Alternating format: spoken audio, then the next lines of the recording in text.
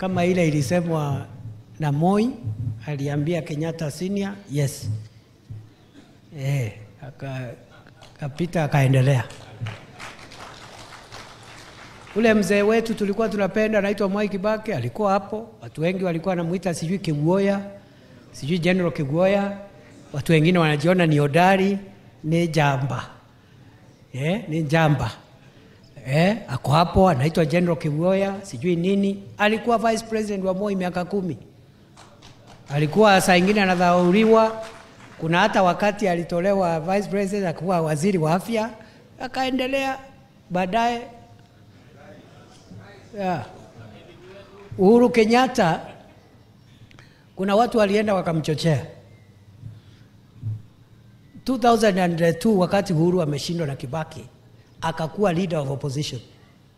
205 ikakuja. Uhuru alikuwa anapinga Kibaki kwa ile referendum ya 205.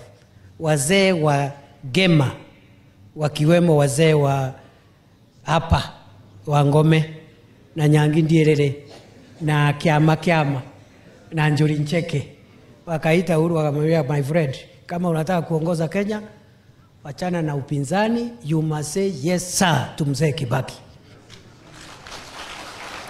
Wakati tunaenda uchaguzi wa 2007, Uhuru ambaye alikuwa leader of opposition alisimama nyuma ya Kibaki akasema yes sir.